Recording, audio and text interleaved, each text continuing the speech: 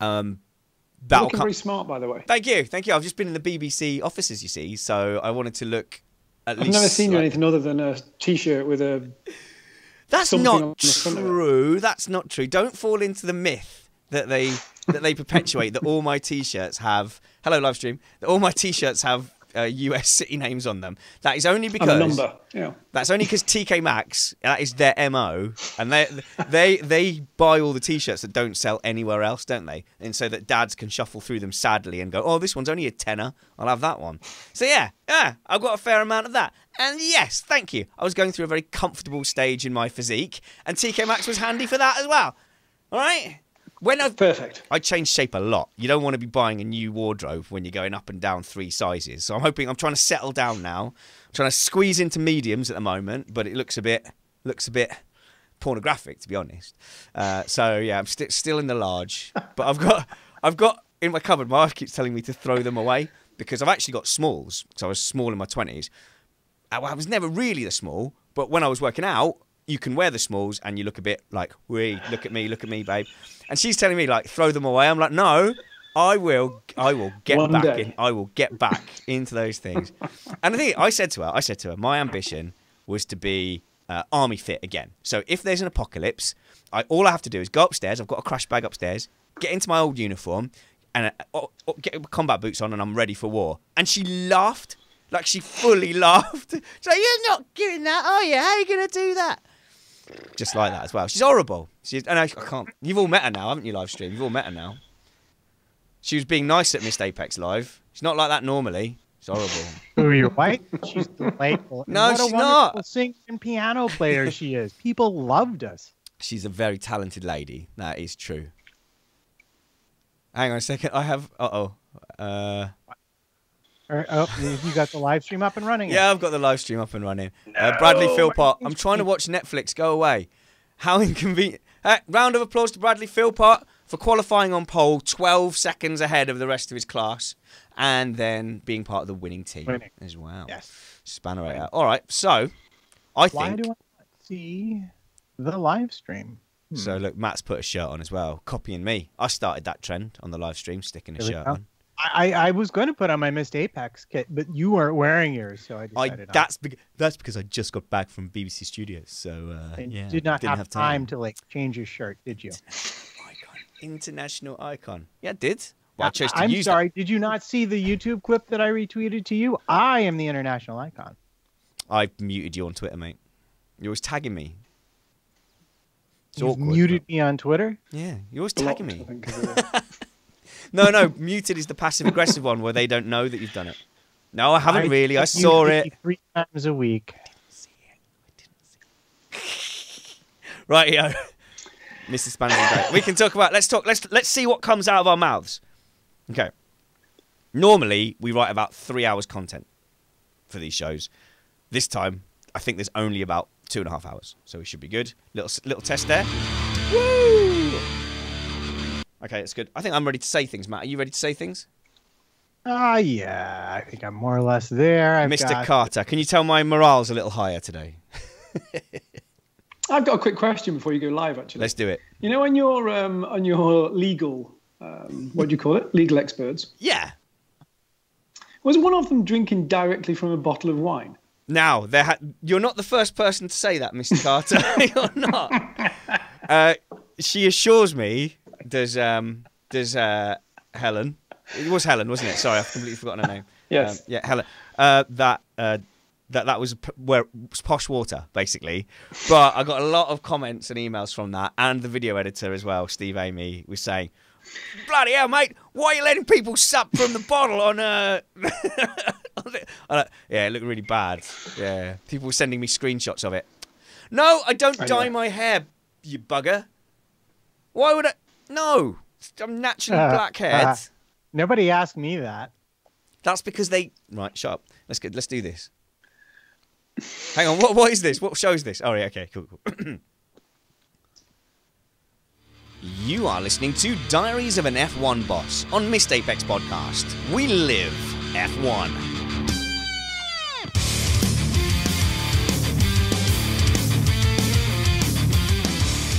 Welcome to Missed Apex Podcast, brought to you by the Formula 1 2018 game. Yeah, that's right. I'm your host, Richard Spanners Ready, and I'm joined by Matt Two Rumpets. How's it going, Matt? It's going great. You know, nothing is better than a midweek show. Really? Nothing? What about water slides? Okay, you might have a point there. Your lack of appreciation of water slides confuses and angers me. So let's bring on Matthew Carter, former Lotus F1 team boss. How's it going, Matthew? Very good, very good. How are you?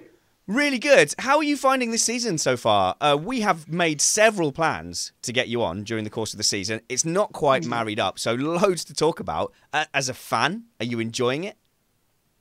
Yeah, I think so. Yeah, it's unpredictable as much as it can be unpredictable in this current regime, and yeah, I think it's good. It's been pretty chaotic.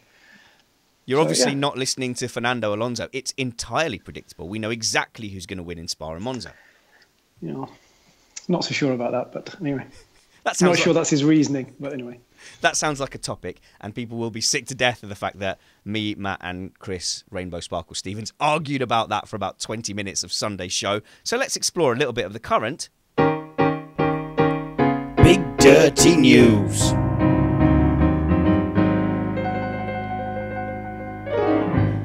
Now, I'm being nice to you, Matthew Carter. You've done a lot for this show. You've been great. We've loved having you here. I'm a little mad. You know why?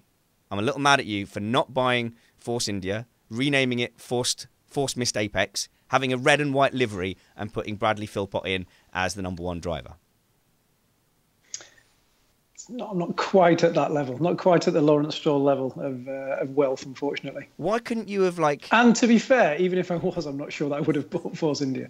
Why couldn't you have formed a conglomerate or something, a Carter-led consortium? There Consortium is the go. word you're looking for. See, you've got no excuse. I don't know. I mean, it's the whole what Force India went through. Obviously, was very, very similar to what we went through at Lotus towards the end, and it's a messy situation. I'm pleased that they've managed to get someone to buy it, but it did raise a lot of interesting issues and a lot of interesting questions. I mean, he obviously the way they did it in the end, buying it from administration, whether or not you believe that was the right or the wrong way to do it, he's ended up getting a fairly good deal, I would have thought, if it was his intention to buy a Formula One team. Actually, Ray Parker in the chat room saying it should be a Carter cartel. Yeah, that seems obvious. I don't know why I didn't think of that. Roll back a little bit. When you say it's similar to what you went through at Lotus, in what way, for the uninformed? So what happened during or just prior to Silverstone was that they actually were in the High Court in London facing a winding up petition from HMRC, which is exactly what happened to Lotus. So exactly that chain of events happened to Lotus. It was in and around the Singapore Grand Prix of 2015. The slight difference that we had was that Renault had been lined up to buy the team from, it was all over the press, from maybe 3 or 4 months before that. So the current owners at the time had stopped funding the team, believing that Renault were going to fund the team. So that's why we ended up where we were. So when we sat in front of the judge in the High Court, or I sat there in front of the judge in the High Court, we basically produced a letter from Renault to say they were about to purchase the team. And that stopped us from going into administration. The slight difference with Force India is that they actually did go into administration. So they didn't produce a letter from the consortium, cartel, whatever you want to call it, at that stage. They produced information from, as I think everyone knows, from Sergio Perez and Mercedes-Benz to say that they were the biggest creditors and that they believed the best way forward was to go into administration. So that, just for people that don't know, is it effectively just protects the company from being closed down by one of the creditors. So it gives you a little bit of time to find a buyer, which was obviously lined up in the background, I would say, because very quickly afterwards they came through and announced that they'd bought it. So could legally have the creditors, Perez and Mercedes, said, actually, do you know what? We're not on good terms. I'm a bit fed up. I demand my money now, therefore sell your factory. They could have done. The reality is if they'd have done that, they wouldn't have got all their money. And what's interesting with the way that Formula One teams run and what's slightly different from any normal business is that the biggest asset that a Formula One team has really is their entry into the championship. Aha. And that entry into the championship is linked to the limited company.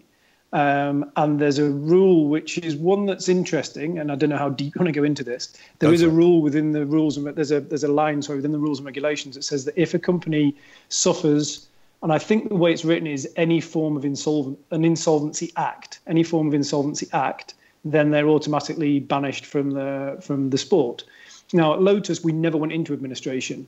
Yes, we had a winding up order issued against us by HMRC, which you could say proves that the company is insolvent, because the term of insolvency means that you're not able to pay your debts as and when they fall due.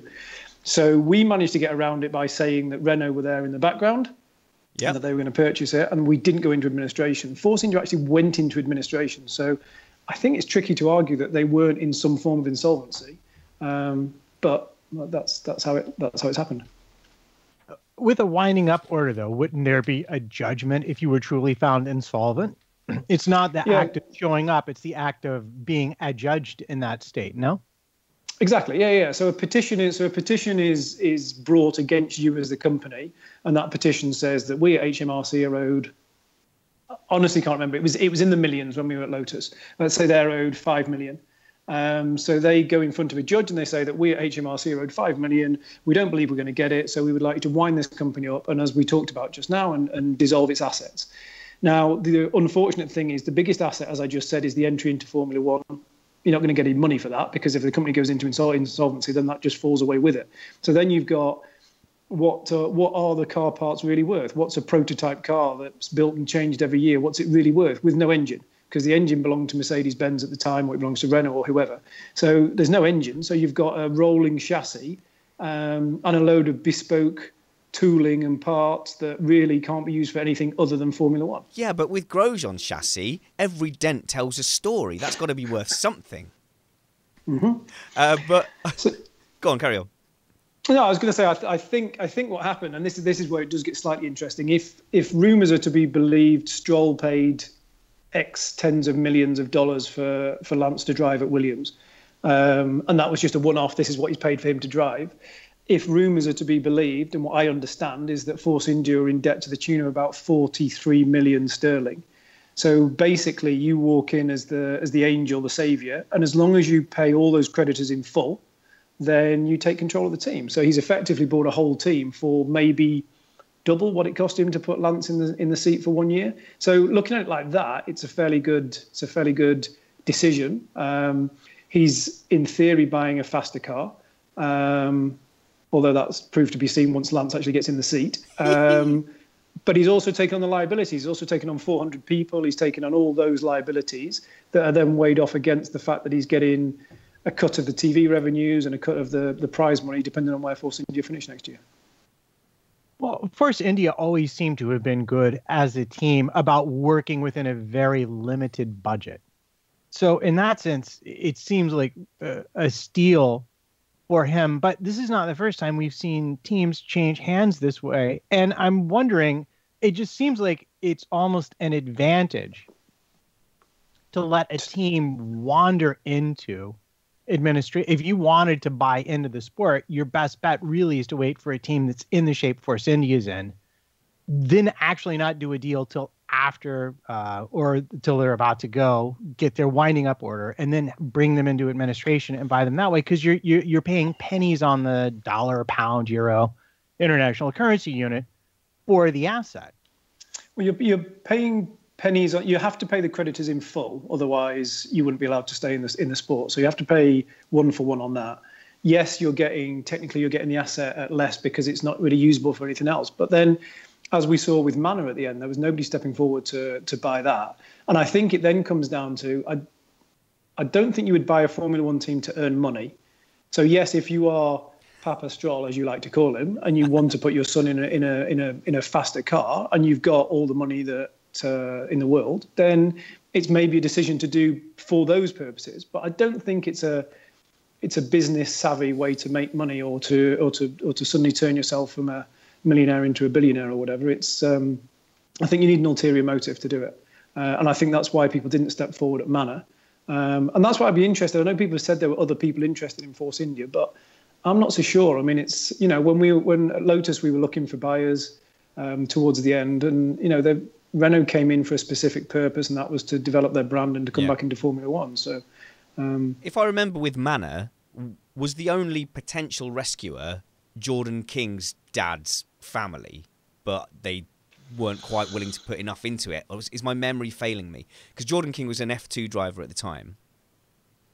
So Jordan King's father and Stephen Fitzpatrick were the ones that sort of bought Manor out of from Marussia, from that right. mess. Sorry, so I've got. So confused. his father's something to do with Sainsbury's. Had a very back seat, but as part of that deal, they'd signed a contract to say that Jordan King would get a seat in Manor in 2017. Oh, as long as he finished. I think the contract said something like as long as he finished 5th or above in F2.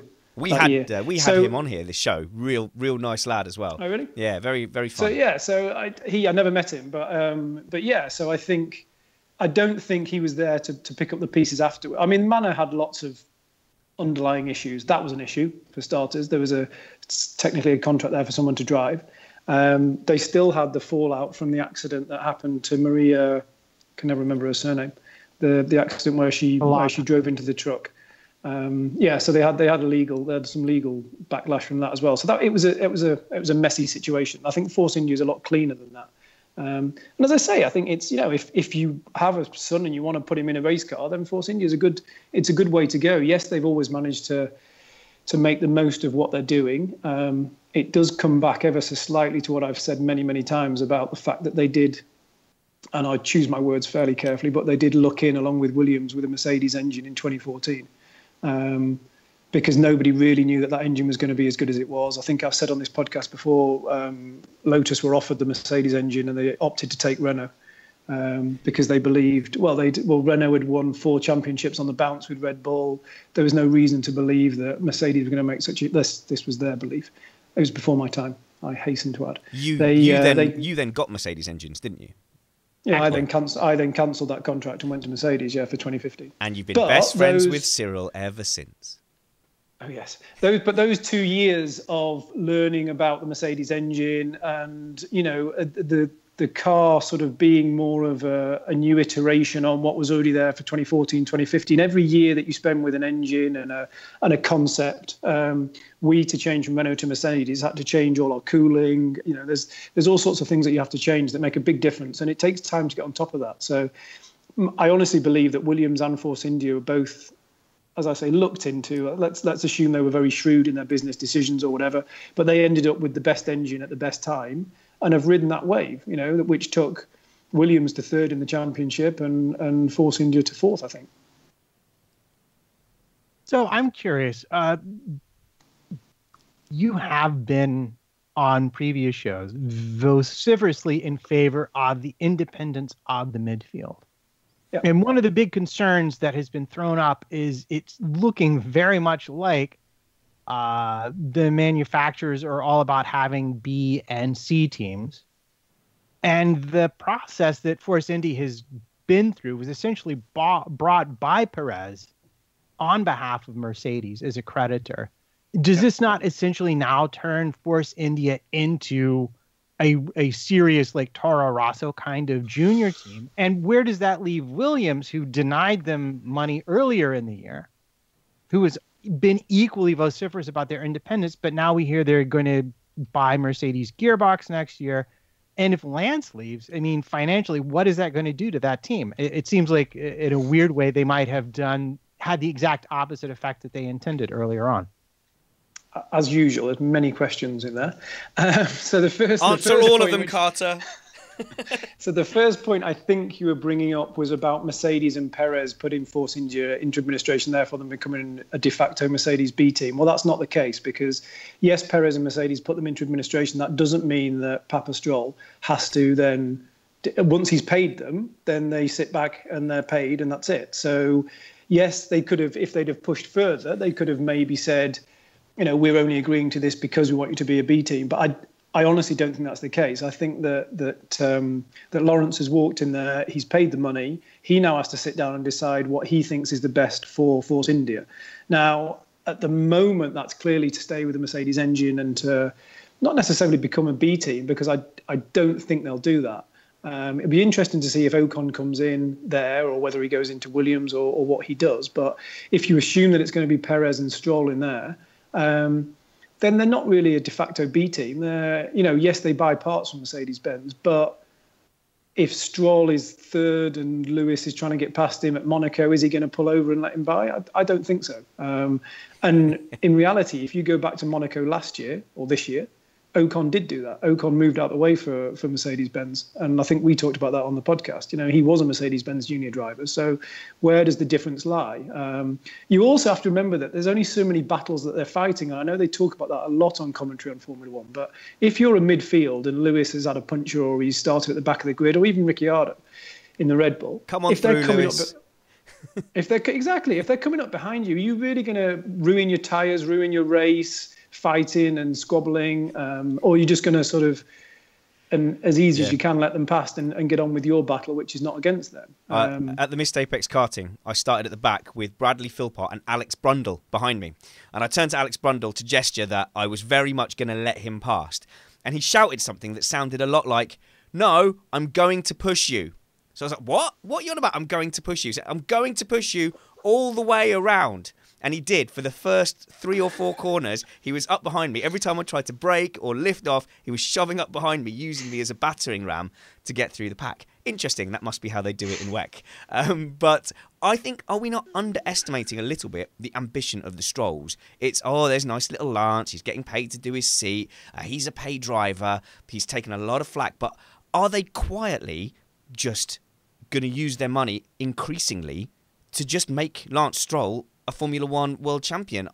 I think for now it suits them to be in bed with Mercedes and say, "Okay, we're using your engines, thanks very much for that." But Lance Stroll's dad could go and buy Mercedes, couldn't he? No, he couldn't. He couldn't. He couldn't buy Mercedes, could he? He's rich. He's not that rich. Isn't he like a Kajillion billionaire?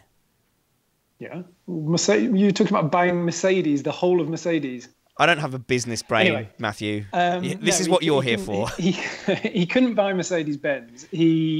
And I would say that he wouldn't be able to make Lance a world champion unless he somehow got him into the best car and paid the guy who was sitting next to him not to go as fast as him. That's possibly the only way. But that would truly make a mockery of the sport if it happened, because that would be a completely contrived and preconceived way of trying to get someone. I don't think that's ever going to happen. I think, as you're a father, I'm a father, I think to do the best for your son, you will always do that. And if in our echelons of life, it means that we buy them some better football boots than the kid on the same team, then that's so be it. Whereas with Lawrence Stroll, that means he buys him a seat in Formula One. And I think he's giving him the best effort and he's going to give him the best shot. And at some point, they'll probably get bored and they'll probably decide that it wasn't they did it. He made his son an F1 star. And from my understanding, that's what he always wanted to do, was to give his son the chance to be an F1 star. He's done that. So I don't know. I mean, no, he's never going to be a world champion. You can put me on record as saying he's never going to be a world champion. Well, I think if he does get the best car, say he's got the best car in 3 years' time, all they have to do is then nick Kimi Räikkönen from Ferrari. How is he going to be in the best car? Because he's not a good enough driver. There's no top. So let's assume the top 3 teams stay the same. Big assumption. Yeah. Okay. Well, let's even though it pains me to say, let's throw Renault in there as well. So you've got Mercedes, Ferrari, Red Bull, and Renault, and we assume they're the top teams. Mercedes and Ferrari are not going to take a pay driver. Renault, I don't think would take a pay driver, and Red Bull wouldn't take a pay driver. So he would have to get there on merit. And I just can't see that he's going to do that. I genuinely can't see he's going to do that. Before I get myself in any more trouble, let's go back. So Matt, the other bit of Matt's question, I think, was about Williams. And you said, where does it leave them financially? So what you have to remember is that Stroll has got a contract, and contracts work in 2 ways. So if the rumours are that Stroll is going to be in the Force India in Spa, then they're going to have to buy out his contract. So if they buy out his contract, that's going to give them a chunk of money. And it's not just going to be, we're going to give you back the money that you paid or whatever, or we're going to pay some extra. It's going to be, if it was a multi-year contract, then if Williams are savvy, then they'll say, no, you're contracted to drive for us unless you buy out your contract. So I think it should give Williams a bit of money. And then if Ocon is without a seat, in theory, Mercedes may give them some sort of discount on engine payments or whatever. So They've got no title sponsor for next year, but they might not be in as bad a financial position as it seems on the outside. So Ocon's come up quite a lot, and it's something we neglected to go into depth about, isn't it, Trumpets, last Sunday? But he's central to all of this, isn't he? And very much got Toto shoveling behind him, kicking him up the bum. Well, yeah, he's the one that Toto has put his belief in, his sort of weight behind. From what I understand from seeing them and being in contact with a few people behind the doors, behind the scenes, I think Ocon and George Russell, interestingly, are the two Mercedes big stars. They're the ones that they believe are going to ultimately. I think they want those two in the Mercedes-Benz car in the not too distant future when Lewis retires. I think that Ocon and George Russell are the two that they really think are going to be the stars. Oh, so I forget you get secret backdoor shenanigans where you sort of go into an office and you go... Sounds terrible. It does. That makes it sound a lot more exciting than it is. But, they bring you into the room and they look outside, realise people are looking, and they just close the blinds. Then they pour some whiskey into a single ice-cubed tumbler, and you get to have these chats. It's incredible. So are you getting the feeling that Ocon is going to be looked after in the same way... that Russell is going to be looked after in the same way as Ocon. So they're actively looking to push him into seats. So what, Russell at Williams next season? I don't know. So that goes back to what you were saying. So yes, Ocon is. So they've signed Valtteri and Lewis to be in the main team. My understanding is that they want Ocon into that second seat alongside Lewis ASAP. But a year or 6 months out of Formula One would be a disaster. So they've got to put him somewhere. And they're rapidly running out of seats. And a year out of F1 based against a year driving for Williams is probably equally as bad. So it's going to be tricky. I don't know. I mean, that then presupposes that Stroll puts Stroll in there straight. Papa Stroll puts Junior Stroll into Force India straight away, which I think will happen. Wait. When you say straight away, do you mean 2019 or Spa? No. I heard rumours that it was going to be Spa. But I guess we'll find that out in the next few days. I don't know when this goes out. I mean, we could be proved wrong very, very soon. But I heard rumours that it was going to be Spa. Because why would he not? Yeah, why would that's what I said as well. Why would you wait? But, it's going to be difficult because Perez was the one that sort of goes from being the one that put them into administration as being the one that saved them. So he's the hero. So they can't take him out. So I don't... It's interesting.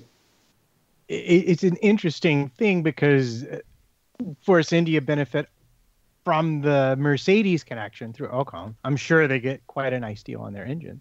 But Perez also brings a lot of money and sponsorship and results to the team as well. I mean, in terms of drivers, they're very well matched. I think they're amongst the better matched pairs on the grid.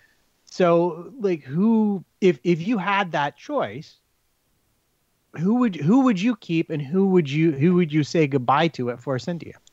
If I was at Force India now, well, money isn't an issue, is it? Yeah, money's Perez brings money, but he brings. I mean, we had conversations with him when we were at Lotus. From my understanding back then, he brings about $25 million through his various Mexican sponsors. But in theory, they don't need money now. So if everything that has been said and I've heard is true, there's a huge upgrade going on the car for Spa that was sitting in the wings but hadn't been paid for, that they've now paid for.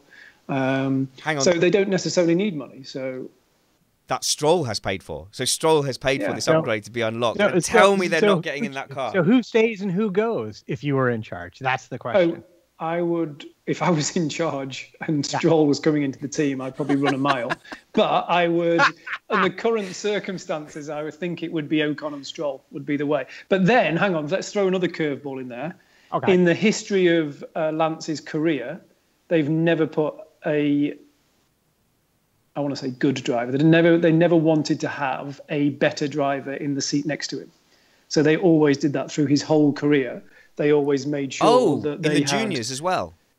Yeah, for sure. They always had preferential treatment. They had drivers that were paid to sit in second and slow the cars down behind, and all sorts of stuff. What? There was all sorts of rumours going on. Do we? He's never had a super competitive driver. So therefore, if you're allegedly Lawrence Stroll, if you're Lawrence Stroll and you put him in the car against Ocon, there's a chance he's going to be made to look a bit silly. So do you think they might hope that they get a Massa situation with Perez where you get a Ericsson. guy... Put Ericsson in there with him. Ericsson and Stroll. But I think Perez is every bit as fast as Ocon at the moment, Matt, in their relative careers. You'll grant me that, won't you, Matt? I did say they were quite evenly matched, did I not? I have you on permanent mute. On this very show. I have you on permanent mute. I just start talking when your mouth stops moving. But anyway, I've lost that now, and it wasn't even that funny a joke to lose my train of thought over. Oh well, never mind. Yeah, no, it's interesting, isn't it? Choosing between sponsorship and talent. Were you ever directly faced with that? I can't remember if you've said before. Was Grosjean a pure racing choice? Grosjean was semi-pure racing. He was. So I think we talked before. We talked before about the issues with setting a car up with drivers that aren't necessarily as consistent. So you never really hear it, but there's a lot of work done on Fridays and Saturday mornings, and it's all about consistency. And the best drivers, the good drivers, are the ones that can constantly hit within a couple of tenths of a second every single lap in. And Roman was very good at that. So in terms of setting the car up, we used to have to do it on Roman's side of the garage, not on Pasta's side of the garage, because you didn't know if you put a new front wing on whether Pasta was the one that had gained it at half a second or whether it was the wing. Because really? He may have just driven slightly better in that, whereas you need consistency. So Roman was very consistent and helped us set the car up well. He did come with some sponsorship money, so Total contributed towards him being in the car, and they were our oil supplier at the time that we were with Renault, so that made a big difference. So he wasn't. I mean, there's not many drivers that are completely money free, if you like. Understood. Yeah. But the biggest thing, and I hate to bring his name up again because it seems to be a recurring theme on the podcast, was Ocon. So we lost Ocon because we couldn't afford to keep him in. We couldn't afford to pay for a GP2 drive for him, and that was how he ended up at Mercedes, because he was a Gravity junior driver through his whole career. So it was the guys from Gravity that found him and brought him through. I promoted him to be I think he was our fourth driver or development driver, whatever you want to call it, in 2014, 2015. And we really thought that he was going to be he beat Verstappen in F3 by multiple, nearly 100 points or something crazy in the season. Was he? Sorry, was he better in the sim than Carmen? Just about, or? Similar. Similar pace. Interesting. Good to know. Brad. In reverse, yeah. Right, no, shush me. Brad made an interesting comment that the Strolls really like Robert Kubica, and that they might be tempted to bring him over to Force India with them. But I think a lot of people have got their hopes up that if Stroll leaves mid-season, he is the official reserve driver, and he might just get 3 months in that seat. How do you see it? I think that's really probable, because in theory they're gonna. I know I keep saying in theory a lot, but they're gonna have to pay off Stroll's contract, so therefore they've got the seats paid for. And Kubica does bring some cash with him if they really are cash strapped. So maybe they could quickly knock up a deal where he pays a certain amount, or his sponsors pay a certain amount for the second half of the season. I think it would be interesting, but Kubica has said himself that he doesn't particularly want to drive the car, didn't he? I think what they'll get from him is they'll get some genuinely good setup work done, and that might help Sirotkin. It will help the team for sure, and it might help Sirotkin. I don't know. I mean, if Kubica really wants to be in Formula One, then he can't say no, can he? No. He's not really got anywhere else to go. So it's not as if he's going to say, I'm going to hang on for Ferrari or Mercedes. It's not going to happen. So he's got at least, really genuinely... Yeah. Sorry, he's got to at least come in and beat Sirotkin if he does, though, isn't it? That's a real nice bar, kind of, as a gentle easing in back into F1. The problem is that there's so much politics going on that it's not a mess everywhere. That's not the right way to put it, but it's a tricky thing to do, because in theory, again I say in theory, if Ocon is shy of a seat at Force India, let's say they put Stroll in and they want to put someone in there who is not as quick or is a bit of an old hand or whatever, so they keep Perez. Then Ocon's out and about somewhere. So where's he going to go? So Toto's guy. So there was talk about him going to McLaren, which would be bizarre. I don't know how that would work, but Toto can pick up the phone and pretty much get him a seat anywhere he wants, I would have thought, but he would prefer for him to be with a Mercedes engine. So then that really only leaves Williams. So then Ocon to go into Williams alongside Sirotkin. then Kubica's not got a seat there. So and then you've got the two top seats as well sitting up for grabs as far as I can work out. So there's lots of movement still to be done. Your internet is Daleking a little bit, but in the past when you've done this, you've come back to us. So let's see if you've come back to us already. Can I ask a 19-part question in the meantime? Go for it. I can hear you. I can hear you. I love it. I love how you make it so I can't possibly edit that out. Yes, please continue with your 19-part question. I know you wanted to ask a little bit about the Williams mess trumpets, and then also maybe move on to the Red Bull Honda deal. Well, actually, given the fact that he mentioned Max and Red Bull, I figured that's where we were headed because we've been talking about Williams.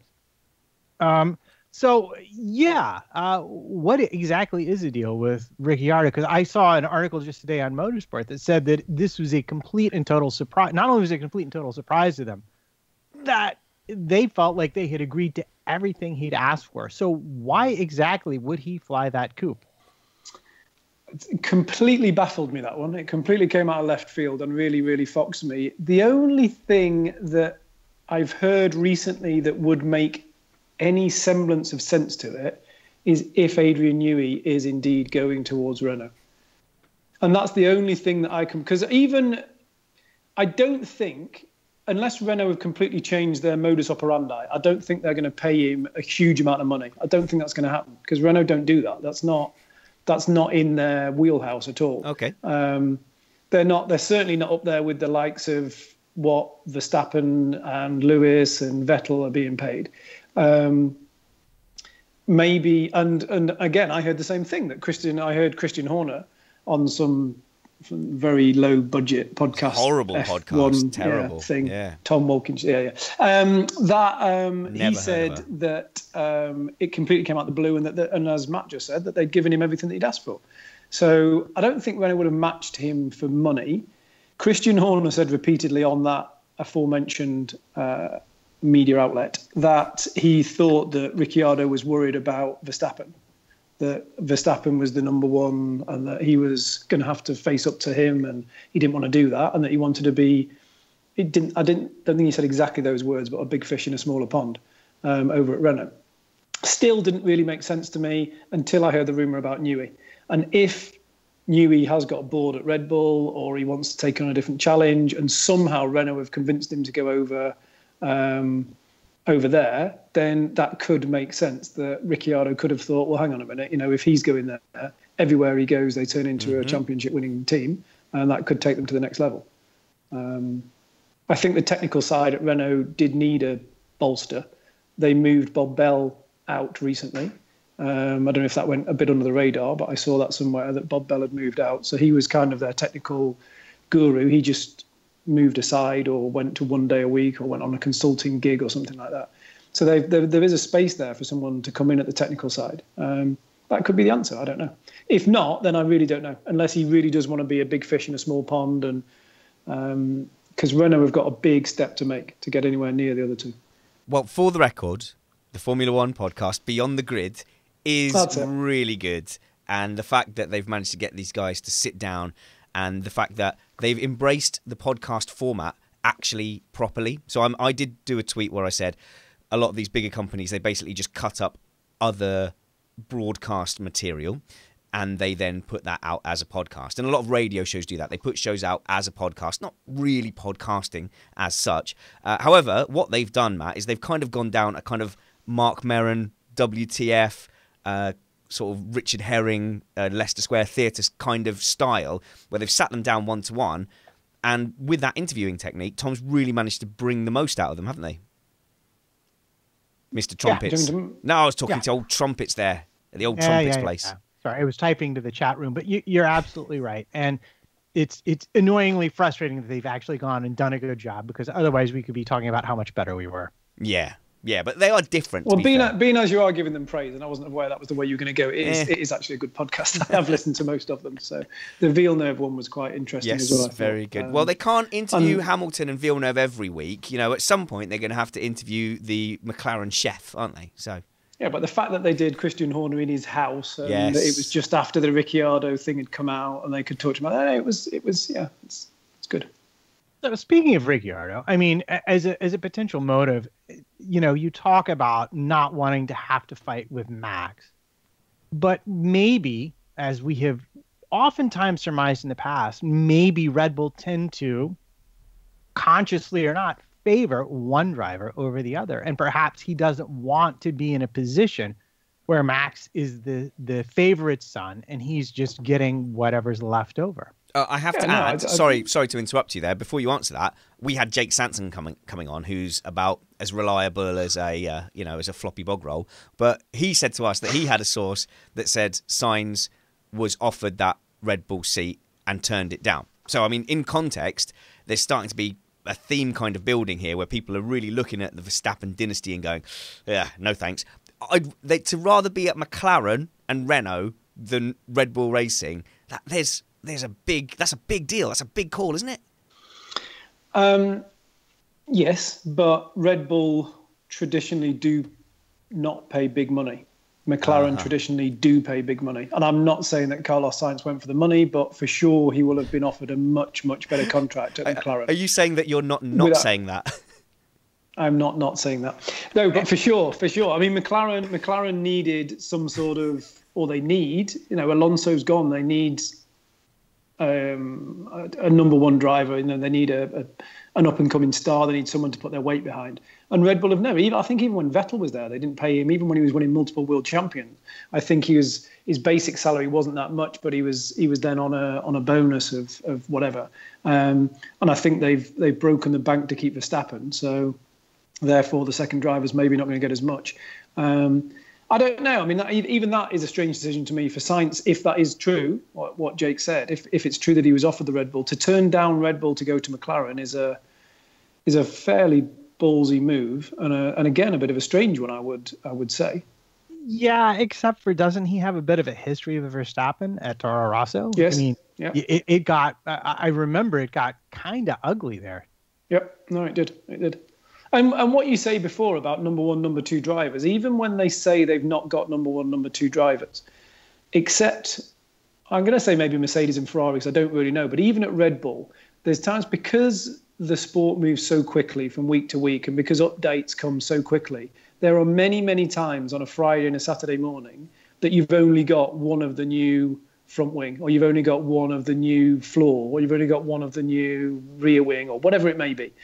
So you have to pick someone to put it on. Now, we tried, we had Pasta as well, which was a bit difficult, but we tried giving one and one and one and one, and then you swap them between the two. And I think that's what sometimes they try and do. But even that puts people's heckles up. So if one weekend you've got a front wing that's going to give you a tenth of a second, and the next week you've got a new floor that's going to give you half a second, is it fair that one goes one way and one goes the other? And even when they say, we've no number one and number two drivers, there's usually someone that they favour. And I think the fact that they've given Verstappen such a big pay increase sort of suggests that he's the guy that they're putting their weight behind.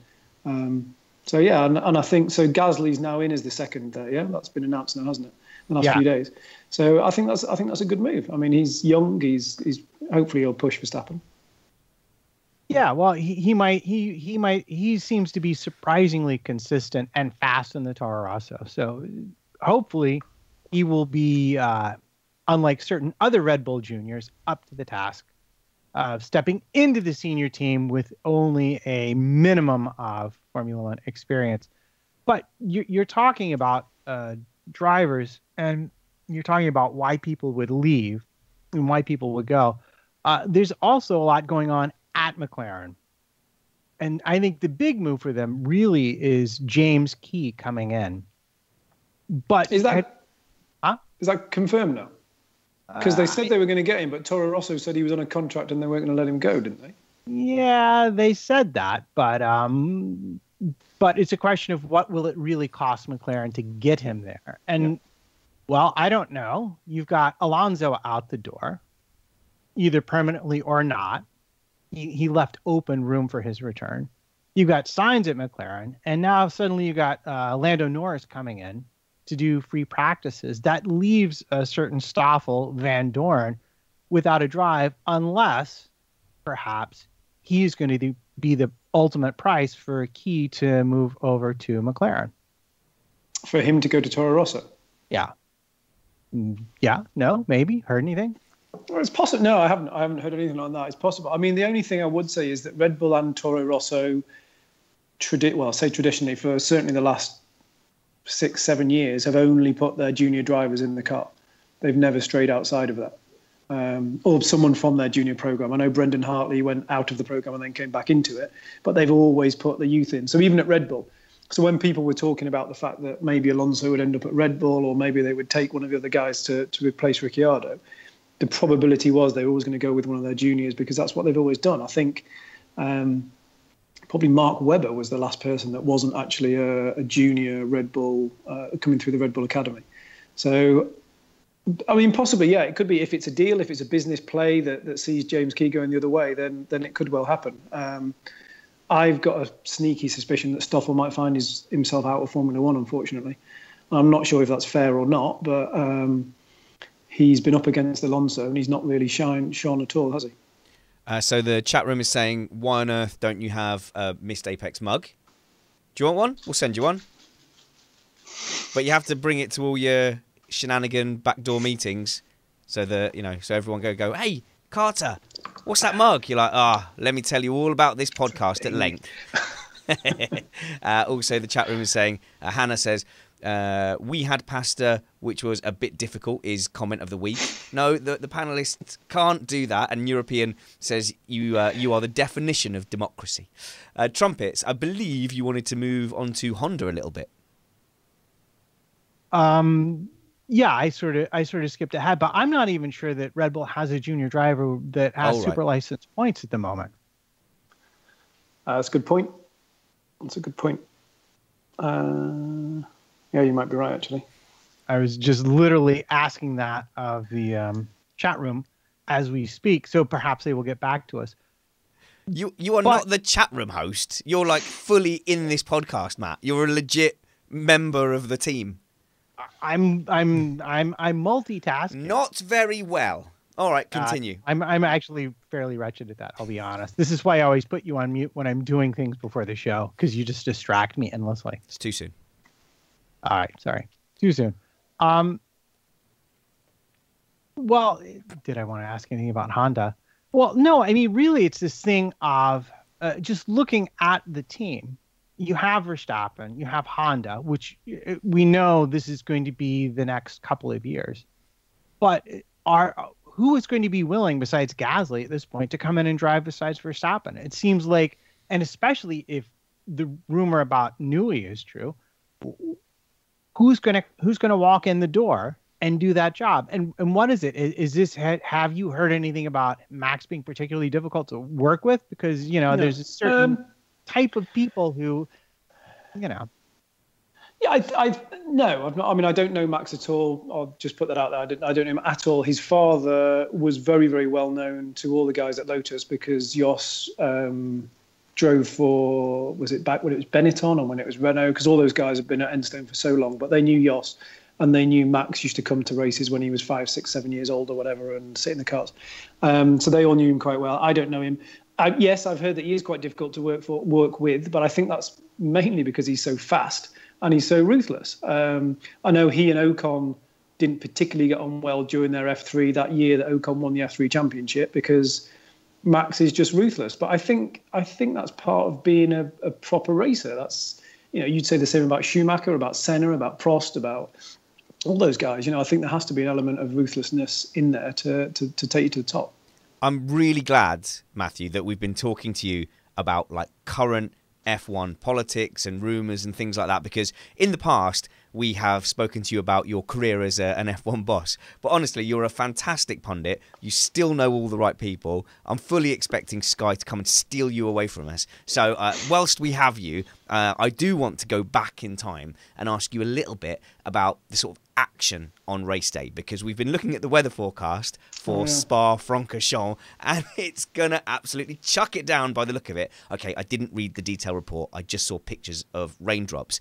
But you must have been the guy, and tell me if I'm wrong, were you ever the guy making the calls on the pit wall when the rain starts to come down and Jenson Button has decided to toss the coin the second a drop of rain hits his visor? The short answer is no. This comes. I know you and I were talking back, and it's been a long time since I've been on here. So I think it was at the German Grand Prix where they all put different tyres on. That's right. There was a Toro Rosso with full wets and someone on slicks and someone intermediate at the same time. It was so amazing. Just after that race, I think we were talking or messaging each other, and I said that. So whilst I think all of the teams work in a similar way, so there's a race engineer for each driver, the ones that you hear talking on the radio. Then there's a senior race engineer. Then there's a strategist, and then at Lotus we then had Alan Permain, who was the sporting director. And then if I was on the pit wall, which I was at most races, an important decision like retiring a car. So let's say it's one of my first decisions. I think I talked about this once. One of my first decisions in my first race was Roman had a gearbox issue and he was running in 12th. And they automatically default to the most senior person on the pit wall to say, we need to retire him because we want to save the gearbox. However, he's in 12th. If two cars crash, we could get some points. What do you think we should do? So that was a bit of a wake-up call for me. So whilst I never used to make... I mean, those decisions were kind of discussed amongst all of us, and we would make a decision. But that's it's like a classic war movie, though, isn't it? Where there's some like officer who's just rolled off the bat and of course. Got off the boat, and there's all these experienced sergeants going, "What should we do, sir?" And you're like, I think it's referred to as passing the buck. So it's always the most senior person. Is you can always, when you get back to the factory on the Monday morning, say, well, he made that decision. But what we were talking about when we were messaging after the German Grand Prix was, I said, and I remember those moments when the rain comes down, or when there's a crash and a safety car is deployed, when literally everyone is shouting at the same time. So that sounds chaotic, because I used to have every line open so that I could hear everyone talking. The driver can only hear his race engineer talking unless it's overridden by someone senior. By you? So that's what all... So you see all the buttons. There's like 12 buttons sitting in front of Toto or sitting in front of Christian, and you can press each one. So the senior management can override, but generally the driver is only spoken to by his race engineer. So you remember Alan Permain cut in to talk to Kimi Räikkönen. That was before my time, when they were doing when he told them to shut up and just let me get on with this. That classic time. That was Alan Permain cutting over the top to basically tell him what he was doing. But what I was saying to you was, when the rain comes down, you're sitting on the pit wall and it is absolute chaos. You have got everyone shouting and everyone's suddenly looking at the lap times that are being done by the car that's gone to slicks or the car that's on intermediates. There's suddenly the strategy is thrown completely out the window, because so you have a strategy meeting. So the strategists are really, I think, not undervalued, but they're underplayed out to the public. But they are so important to the team. So you sit down on a Sunday morning. We used to have a driver meeting, both drivers, all the engineers, the strategist was there. And he's been crunching the numbers from Friday and Saturday. And he will say, this is our optimum tactic. What we want to do is we want to start on the hard, go on to the medium. Our pit window is between this lap and this lap. Ideally, we want to make sure that we're ahead of the four seniors at this point, or we're behind, or however it wants to work out.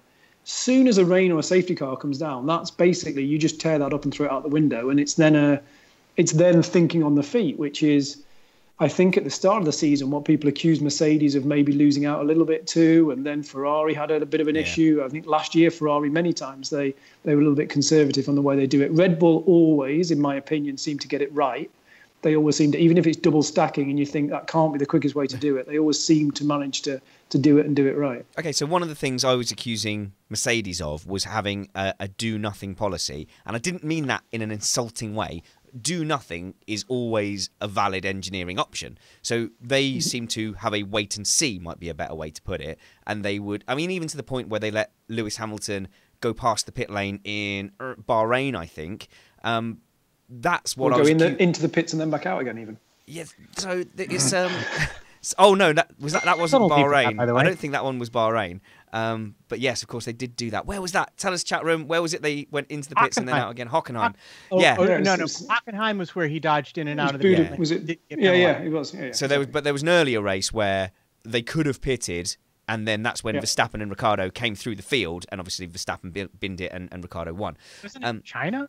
China rings a bell, certainly rings a bell. But Mercedes had that wait and see, that do nothing policy. So at Lotus, did you sit down and go, right, if a safety car comes up, make a quick decision and we'll just and let the chips fall where they may? Or did you say, let's see what everyone else is doing, or maybe something in between? So I think the difference is when you're a front running team or you're in the midfield, and that makes a huge difference. So I think at Mercedes, the do nothing attitude probably, A, it's going to work more often than not, and B, you've probably got the power and the driver capability to recover even if you do lose a few seconds. In the midfield, a few seconds can be the difference between points and no points. Can be the difference between getting a miraculous 5th or a 6th place like Haas have done a few times, or ending up completely out of the points. So there's a bit more at stake, if you like. Yeah, it's not a race win or whatever, but there's a bit more at stake in terms of that midfield battle. So we certainly didn't have anything laid down in stone beforehand, and that's why it's so chaotic. It was very much on the hoof. It was very much, you'll talk about it beforehand. You'll say, okay, yeah, if this happens and this happens, then we do this or we do this. We always try and pit the car in front first, or give the decision to the car in front first, so that they can make a decision if you're not going to double stack. But yeah, you're always. I mean, even the best teams that have practiced the most amount of time, still the car pulls in and the tyres aren't ready. Or was it a few seasons ago when Williams put different tyres on the car and they had to retire the car? They put a hard on a medium on the same car. Yeah. I mean, it's stuff like that happens because it's human. It's human nature. It's human brains that are working, and it's so just magnified into that moment of that. It's like shit. Right? Okay. I'm sorry. It's like, right, the rain's coming down or the safety cars come out, and okay, what do we do? It's like, okay, where are you on the track? And then you're talking to them and you're saying, can you feel the rain? Is it too slippy? Do you need intermediates? Do you need wets? One driver could say one thing, another driver could say different, and then it's down to, okay, we need to make a decision. Then, as I say, you've got people back in Enstone who are looking at the track, the times that the other cars are doing. So you've got feedback coming from back in Enstone into your ear as well, saying, okay, the Toro Rosso's been the first one to go on to slicks and he's 20 seconds slower. Okay, so we don't do that. Or, you've got all that information going on at once, and then you have to make the call. And then the call's made, and then you call the car in. And as we saw in Germany, which I think is what we were messaging about, it can be. And then if all the cars come in at once, you've then got that as well, because that's a disaster. Trying to negotiate the cars in and out of the pits in and around you, because you don't want an unsafe release and get 10 seconds on your time. So as I said at the time, it magnifies all those, and it's easy to sit back and watch the TV and go, what on earth were Toro Rosso doing, putting full wets on that car? That's just idiotic. There's no way they should have done it. But in that moment, if it had carried on raining, that could have been genius. And at Toro Rosso, you're not fighting for the win. So maybe you think, okay, let's roll the dice. If this huge thunderstorm suddenly comes and we're the first cars out there on full wet, we could end up going 10, 15 seconds a lap quicker than everyone else. And we could end up in podium even. Who knows? God knows what could have happened. And I think at some point you have to roll the dice. They only did it on one car, didn't they? Which again, to me, suggests that they were rolling the dice. It wasn't as if they put both cars on full wets because they really believed that was the way to go. So I think, it's difficult, but in the midfield, it's that, and it's exciting. And that's what I was thinking, what I was saying to you on the messaging. The adrenaline that goes at that time is insane. Everyone's shouting, everyone's running around. You've got the guys in the garage are legitimately just shouting, what tyres, what tyres, what tyres, what tyres. You've got the race engineers, they're doing their box. No, don't box, all that stuff.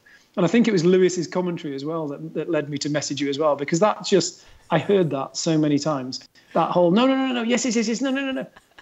I'll tell you, if you saw the footage of Valtteri's pit stop, you'd understand why that radio call went the way it did, because, oh my, what a mess they made out of that. But that's what I'm saying. I mean, I'm not, but I know you can say it's a mess, but it's an understandable mess. I know they practice this stuff like to the nth degree. I mean, we did thousands of practice pit stops back at Enstone. But you can't, in that moment, you can't predict that it's going to be wet at this part of the track and dry at that part, and this person's come in and we're stuck behind this guy, so therefore maybe if we pit now, we're going to jump him. And yeah, well, the strategist would have assumed that the Bottas stop was going to go well, wouldn't they, at a certain point?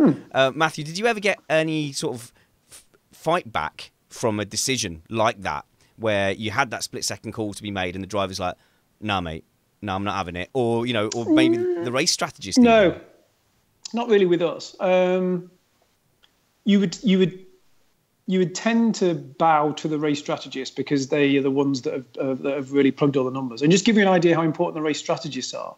We lost so when James Allison left, I had about 6 months with Iñaki, who was the race strategist at Lotus, who was really, really well known, or really well regarded, sorry. He went to Ferrari, and he's now the Ferrari race strategist and has been ever since 2014. And then we then promoted his junior up to be race strategist, and he left with Roman to go to Haas. So it gives you an idea of what the drivers think of a good strategist and their sort of their value to an F1 team.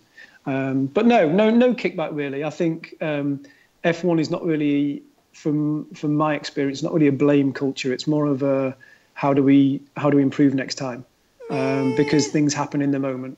I know in front of the press maybe they are a little bit, but certainly not back in the factory. I think it's more of a how do we improve this and how do we make sure this doesn't happen again. Well, I was thinking specifically of Lewis Hamilton. Oh, but Spanners, you're so biased about Lewis Hamilton. You never say anything bad about him, right? He does follow the instruction to come in for tyres, but when Mercedes have got it wrong, not always, huh?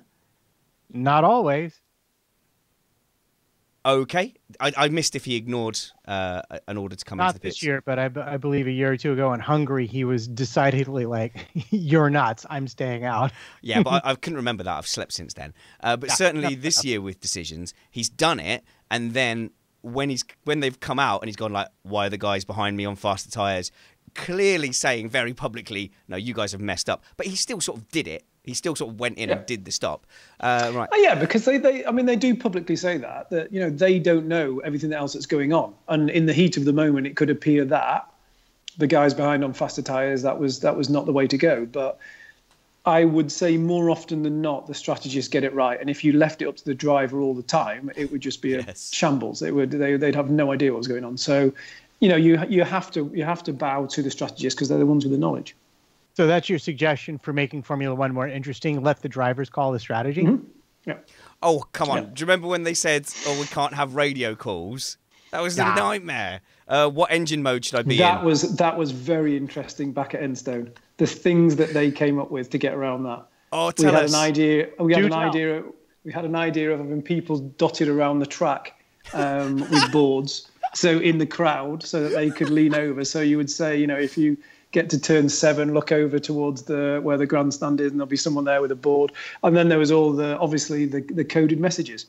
So if we say your water's running low or whatever, that would mean you need to turn in more but confuse the drivers. I mean, it was. But yeah, we had all sorts of stuff going on. And then there was the big discussions in the strategy group as to what was and what wasn't a safety issue, because they said that you were allowed to discuss safety issues, and that was it. But yeah, it didn't last long, did it? Until it was a farce. No, very hard. You can't really drive the cars without the engineers telling you how exactly. to. They're too complicated. Well, there was that. Was it Lewis Hamilton in Baku when he was literally trying every setting on the steering wheel to fix it, and they were going, "We can't tell you. We can't tell you. We can't tell you." Yeah, they should have been saying, "We can't tell you. Turn it to number 15." Exactly.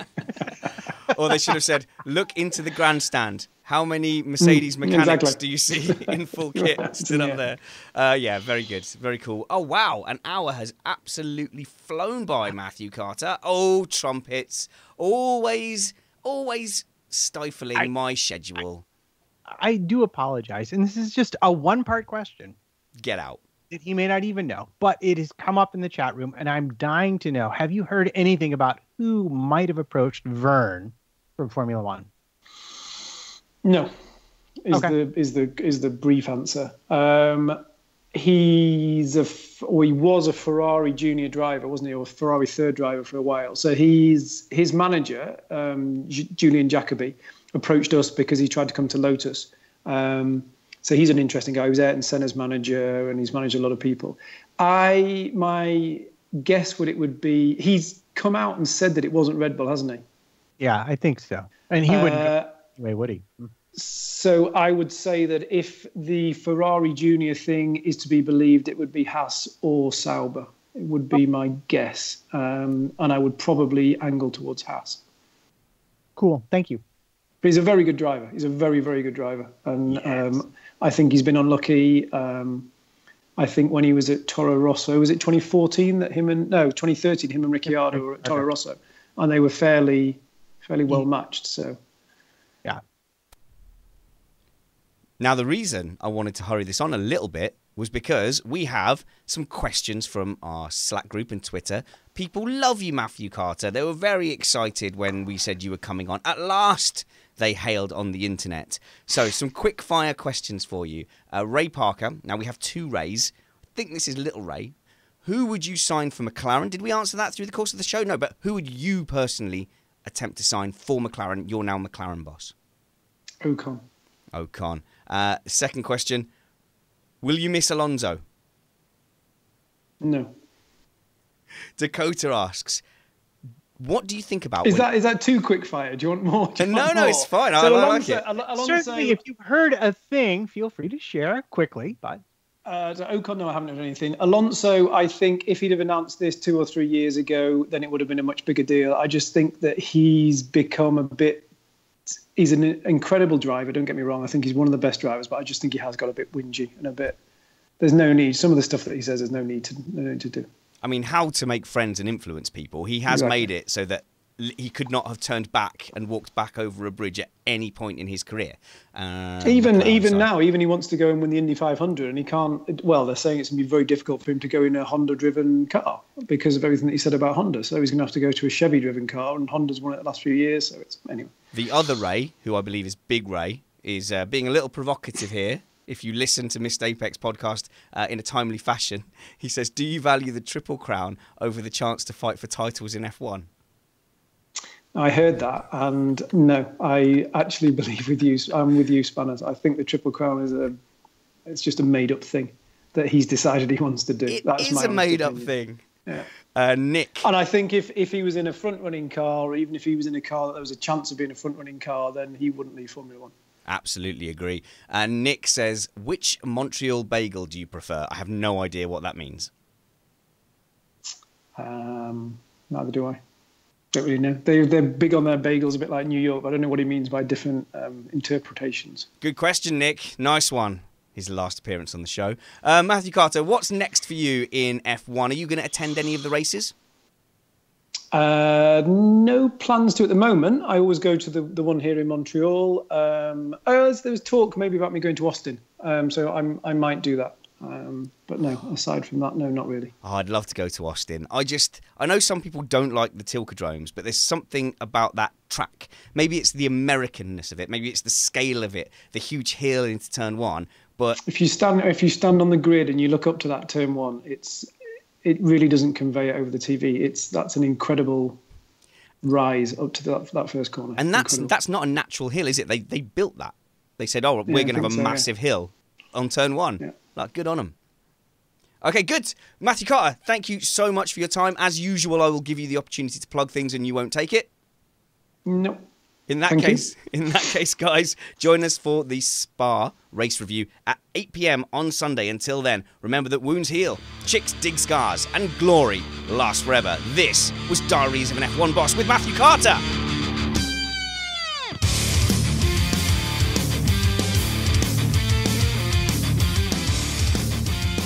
I cannot believe for 1 second that you put you and me in the same financial bracket. My son's lucky if I even tell him it's Christmas, let alone the same kind of gifts to the Carter house. And some people were complimenting... Football boots was the analogy. You don't get football boots. Wrap Hessian sacks around his feet with string. Are they Christmas lights in the background, by the way? The chat room was asking about the string on your brick wall. Yeah, they could be, actually. Hang on. Let's have a look. And I will just simply point out for the benefit of you that did we or did we not run out of material? No, we didn't, but that's because we did deep dives on all the material we had. We might have done if we'd ever approached it in a different way. So yes, you were right, but I'm also an amazing host. International icon. Oh, look at that! Oh, I'm sorry. You say international icon, but only one of us has turned up in the official Formula E end-of-year video featuring Jean-Eric Verne. So there. That's true, and you are an F1 accredited. Are you not looking at the light? Did you just turn your lights off as well to highlight the Christmas lights? Yeah. I'm going to turn them off because it's distracting me. I love those lights. And I love the fact he didn't know it was there. Like, is this as bad as Chris Stevens not knowing there was a plastic bag I'm sorry. They're No, not Christmas it's not as lights. bad as It's just, this is our dining table. It's just a ambience thing. Right, that is so posh that you've got a brick wall in your living room and then lights that you didn't even know about in the background. It's amazing. So I've got people who do my lights. The chat room is excited for that demonstration. So no, I loved it. I really enjoyed that, Matthew. Not the light. No, There's not so just many the questions lights. we didn't even get to. Not just the lights. Matt's furious because there's lots of topics we didn't get to. Well, you know what it was? It's the Alonso thing. Like, I'm wondering, like his contract when he signed it, he was like, well, he didn't. He really said at the time that it was not just for 1 year. And he didn't say, I'm leaving forever. He's like, maybe I'll be back. But is it flat, just like he's out and that would have been the contract he had? Or do you think that maybe he's going to continue to keep some sponsorship on the car in return for a right of return later on? I was just sort of curious about that. Well, I mean, I don't know.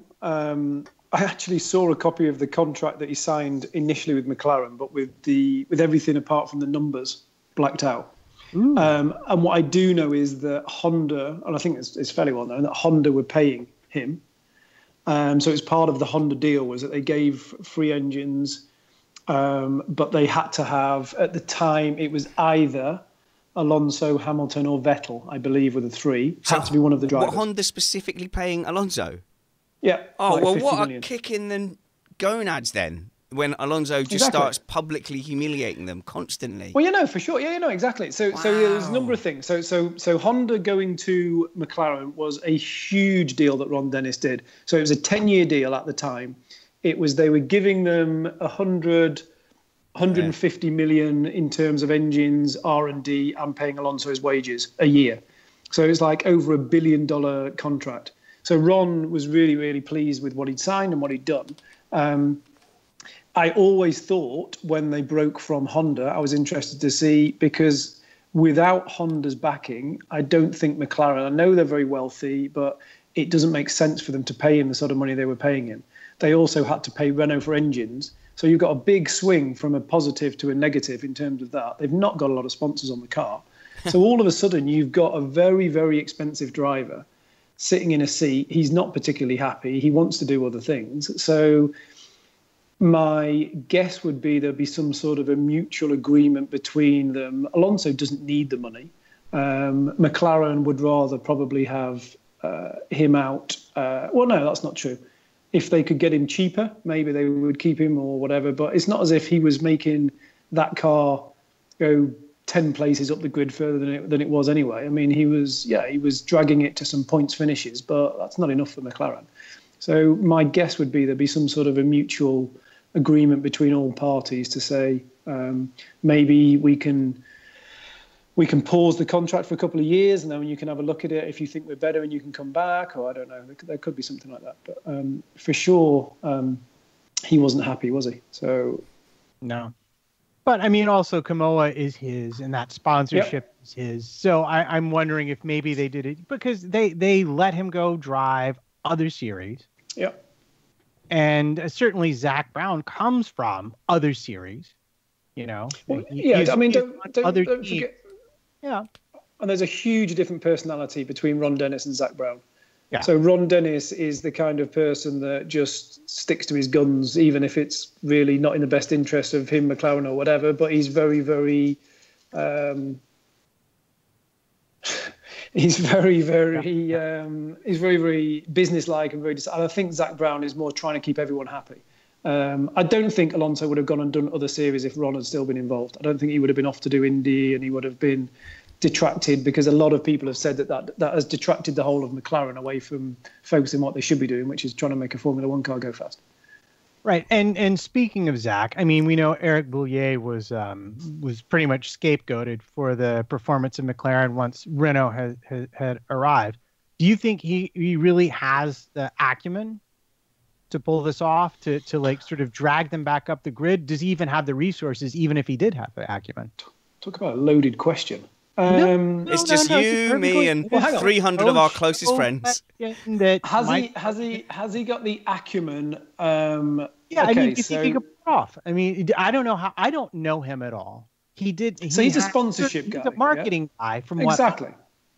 But like we saw, Ferrari. We saw the Marchioni come in and clean house, restructure everything, and probably spend a lot of money too.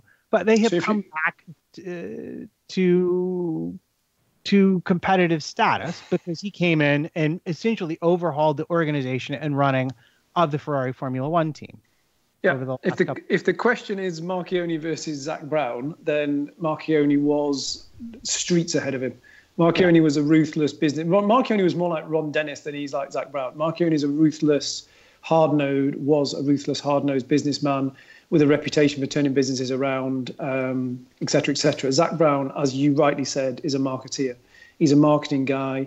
That's why he wanted to keep Alonso. That's why he was prepared to let Alonso go and do Indy 500. That's why his presence on Twitter and et cetera, is the way that it is. Has he got the acumen to turn it around? I think he needs people around him to help him. He personally hasn't, I don't think. I think he personally can sort of be there at the head of the ship. But I also, and this is maybe a little bit harsh, I also get the impression that he is an F1 fan who is all of a sudden in the headlights and is a little bit, look how amazing this is. I'm sitting on the pit wall talking to Sky TV. I never thought this was going to happen. Because he used to come to the Grand Prix when I was at Lotus 2014-15 as in his role as JMI. And he would be trying to get into the motorhomes and trying to talk to people. And he's a big F1 fan. So he's one of those people that's found himself from an F1 fan into a position that Ron initially brought him in just to get marketing. So that was another thing. So Ron Dennis brought him in. So Ron Dennis sort of hired him to come in and look after the sponsorship side. And then when Ron was moved aside, he's just floated to the top whilst other people have moved out of his way. So no, he needs a lot of backing. I'm not sure. I mean, they've obviously got the Bahrainis behind them. There is money there. They've got an incredible facility, but then they're not running a very good ship at the moment, I would say. I mean, between them and Williams, they're trying to put on a great display of how not to run an F1 team. I mean, the whole chocolate bar for working over the night. Even if that was true, it should have been handled in that press conference by Eric Boulier so much better. They could have tried to make a joke of it. They could have said that it was underplayed. There's a number of different routes they could have gone down. Full-size Snickers, minimum. But that's a shambles. Claire Williams sending emails about people sitting on the pit wall in the wrong kit and stuff like that. I mean, all those sort of things. You will never see that happening in Mercedes or Ferrari or Red Bull. So they can turn it around for sure. They've signed with Renault, and again, this was Ron's belief was always that if we're going to be world champions again, we should go with an engine manufacturer that solely supplies us. They've gone with Renault. Are Renault going to give them first shout at the best engines? No, of course they're not. So, and what Ron said at the time is true. So when Red Bull were winning all their championships, Renault weren't in the sport, and we know from Lotus that they were giving Red Bull the best engines, more dyno time, more information. The engine was designed to fit Newey's chassis, so we really struggled to fit it into the Lotus. Wait a minute, what do you mean by best engines? So you were getting engines that weren't as good, like weren't the same spec? Updates, right. Updates on fuel, updates. So Total were always highly linked with Renault, so... Yeah, and the best engines as well. And they put engines on dynos. Don't forget, every engine is not exactly the same. So, your Ferrari 458 spanners and Matt's Ferrari 458, those two engines, whilst the technical specifications will say they're both 450 brake horsepower, one could be 460, one could be 440, just because no engine is exactly the same. So when Renault build engines, or Ferrari or Mercedes, they put them onto dynos. And don't anyone be so naive as to say that Mercedes-Benz go, oh shit, look, we built a really, really fucking incredible engine there. We're going to give that one to Lance Stroll. Oh, so they have to test the engines and then, so they don't get randomly distributed, is what you're telling me. In my naive head, I did think, they got tested, put in a box, and then shuffled. There was like an auction, like whatever. An auction? I don't know. No, I they don't go know on things. dynos. Every engine that's built goes onto a dyno because they have to test it. And while it's on the dyno, they'll get certain feedback from it. They'll get to understand it. It's the same. It's the same with the tyres. I don't know if you ever heard that story about Nico Rosberg and his tyres. That was when I was at Lotus, and we were blown away that they specifically worked out that some tyres were slightly better than other tyres. They had a way of gauging that so they would have like specific tyres for Q1, 2, Q2, 3. So even if they were soft tyres, there was some that slightly reacted a little bit better, or the grain, and they had like people specifically looking at every tyre that was delivered by Pirelli to assess which ones they were going to put on the cars for Q3. And we were sitting there at Lotus going, what? And they're like, there were different tyres on different sides, and there was all the pressure thing that they were doing as well. They were going outside of Pirelli's recommended pressures for the tyres. I know tyres is your thing, Matt. I'm trying to bring it around to you. No, I appreciate that. I was just thinking back happily to being introduced to the barometric instrument that they used in Formula E to get the exact right tire pressures. The tech was explaining to me how they took readings from like about 5 different places, including like a spike mark in the sun in the garage, because they don't have the same kind of protected garages that you had. Yeah, of course. And it was internet connected and would all go back to the engineers, and they would just flash them back and say, you must make the tires exactly this temperature. Fascinating stuff. Yeah, I believe it. And in fact, Haas have hired a tire engineer this year, and Magnussen has attributed a lot of their success to him being able to just literally look at pictures of the tires before they even come in and say X, Y, and Z in terms of adjustments. Yeah. At one point at Lotus, we decided we needed a better sporting director, if you like. So we approached Otmar from Force India. So I had quite a few meetings with him. And one of his stipulations, if he was going to come, was that the tyre engineers from Force India came with him. It was literally one of his stipulations to come into work. And I was like, what? And he said, well, you know, these two guys are the reason that Sergio, at the time, Perez, the reason that Perez can make his tyres last so long, and that we can do this, and we literally specifically know when and what. And at the time, I was blown away. I was like, we don't even have a tyre engineer. I don't understand what this is. So we suddenly started looking at it, and that was how I know all the info about it. But yeah, any little tiny, minute gains suddenly become huge, especially in the midfield. Yeah, and what do you think of Haas? I mean, it seems like they're sort of plagued with like operational issues more than anything else. Is that? Do you look at that and you just go, "Oh, I could fix that if you gave me half a chance," or is it just this is inevitable with a new organization? A bit of both. I think you can fix it for sure. You can make it better, and yes, it is inevitable with a new organization, and they're quite a small team as well. But yeah, it is frustrating. I think a lot of the things that they've done could have been rectified. But yeah, I mean, there's a lot of guys there from Lotus as well. A lot of the mechanics came from Lotus. So Roman took a lot of the guys from Lotus with them. So they tried to get a lot of experience. What's going to be interesting with Haas in general is, my understanding was that they signed a 5-year deal with Ferrari for engines and parts and everything. And Ferrari did it. It's maybe a little bit controversial, but I know we've talked about it before. Ferrari did it to help them to develop their car, for sure. Yep. Nothing controversial. So they ran. I think we all assumed that. They definitely ran in the wind tunnel. The same guys would put Haas overalls on and then walk out and put Ferrari overalls on and go back in. And all the information was going back to Ferrari. It wasn't going to Haas. So it was effectively Ferrari getting double wind tunnel time. Even the model was a Ferrari model, not a Haas model. So they would put that in the wind tunnel. So Haas got nothing and Ferrari got everything. But my understanding back then in when did they come in? 15? They came in 2015. They signed a 5-year deal. And my understanding then was that Ferrari weren't going to give them another deal. So there's a few people that were offered positions there that worked for me at Lotus that said their business model falls apart in 2020 because where do they go? So if Ferrari don't renew the deal, then they go to someone else to get everything from. So literally the whole. Not everything. I mean, they make all the parts they're supposed to make, but that's interesting. No, well, Dallara make most of the parts that they're not supposed to. There's such a huge grey, muddy area between listed, non-listed, Haas, Ferrari, the way they're doing it. That's why everyone complains about it. That's why Ferrari and Mercedes have been. Obviously not Ferrari. That's why Mercedes and Red Bull have been complaining about it for years. They genuinely believe that it's a Ferrari. That is a Ferrari B team. Well, a Ferrari B team, but when they did it, it wasn't against the regulations. And then there was a steward's decision about it, which said flat out, and they limited, they specified gardening leaves, and you literally couldn't do pretty much anything that they did. But when they did it, it wasn't against the regulations. But to me, this kind of explains why Sauber have suddenly, are we essentially seeing Ferrari doing the same thing with Sauber then? Because if they have no intention of supplying Haas, they still need a team for data. Yeah, I think the Sauber thing's interesting. I think what happened with Sauber was they were obviously in terrible financial, much worse than I think anyone really knew for a few years. They were in very bad financial situation, and right, hang on.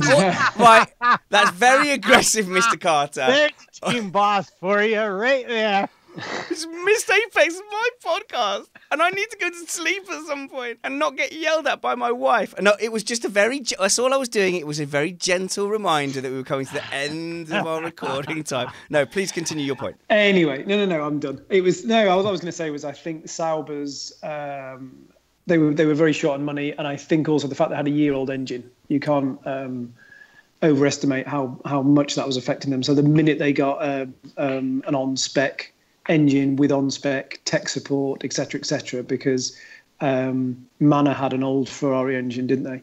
And they said that it wasn't just the engine, it was the fact that there was no tech support, because all the technicians were working on the current iteration. So I think that Sauber's jump, that helped. And I think Leclerc also has made a big difference to them as well. All right, can I ask one more question, Spanners? Or do you really have to be done? No, well, you've met my wife. You know what a horrible tyrant she is, and that's what you're sending me back into. We're on Eastern time. It's only like 4:15 over here for us. We've got all the time in the world. This is gold content for your patrons. Of course it is. Of course it is. And I understand. Except the bits edited because it goes to the patrons. I don't edit this. Except the bits you have to cut out for me swearing. I don't know. Not for the waffle. Don't care. No, the only thing I wanted to ask, and this is something I'm going to talk to Summers about as well, is we have new regulations coming in 2019. They haven't even been published yet, and the season is more than halfway done. Who's going to blink first, Ferrari and Mercedes, in terms of this year and looking at next year? So the big boys, I don't think, do that anywhere near as much as the smaller teams. The smaller teams move whole teams across. I think the big boys have a whole team for next year and a whole team for this year. So I don't think it's as big an issue. And also my understanding, and you'll be able to put me right, is that the regulations are not engine-based. It's purely aerodynamical. It is aerodynamics, yeah. It's only aerodynamics. And who knows what else on the chassis.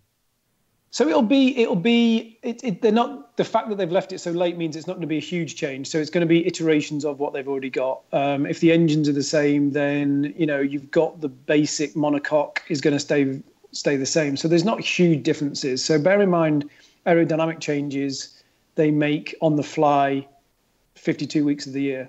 I think they'll both move at a similar time, which will be in and around when it's. They'll have ideas because the strategy group will be already discussing, and the technical group will be discussing what areas they're looking at and the reasons they're looking at it. It's going to be all about trying to make the cars travel closer behind each other and overtake better, simplifying the front wing, changing the way that a car in the wash is affected by the aero from the car in front. They know all that, so they'll probably be already working in the background on stuff like that. And then it just comes down to the regs coming out and them throwing hundreds of millions of dollars at it. And figuring out where hundreds of people. Is. Exactly. Which is always what it comes down to. All right, that's it. Do you want to do comment of the week, Spanners, or no? Oh, I completely forgot about it. Should we do it as if it's part of the show? If you want, I don't care. Yeah, I only have like 4 or 5. That's all right. And then Matthew can be the judge, and then we'll get out of here. All right, I can put my lights on for that if you want. And then the people who are watching it as a show are going to be like, what? It'll only go in the audio, as tempting as that is. Hang on, I have to remember how to press record. All right, Matt, since we've got to the post-show, which is the place I've now decided we officially do... Comment of the week. No, just kidding. I completely forgot. Who's our candidates, Matt? Oh, this is a really difficult one to decide. So I think we're going to have to let our boss make the pick. But we start with Ray Thompson, way up at the top of the show with Richard. Has that effect on people drinking from wine bottles? Hannah Hassel is in very strong. It would take a zombie apocalypse and the end of the world as we know it for Lance Stroll to become world champion. Hans Sink, spa special, beer made from Vettel's tears. Ray Thompson chimes in, Britain, the land where beer is made from the tears of Williams and McLaren employees. Harsh. European is in, heads or tails manager job at Toro Rosso available. European also in with El Pony de las Asturias, which could be a winner. And finally, Ray Thompson says, Montreal Bagel is the name of my Celine Dion cover band. Do you have a favourite, Mr. Carter? I think the one about beer in the UK being made from Williams and McLaren's employees' tears is a good one. Who said that one? Congratulations, Ray Thompson. You have won Comment of the Week. Comment of the week.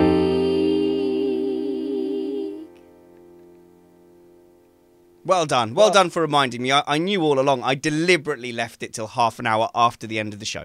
Okay, guys, goodbye. It's edited. Who cares? The live stream's like, no, Spanners, you go back to your wife and you just leave them chatting forever. Leave them wanting more. Leave them wanting more.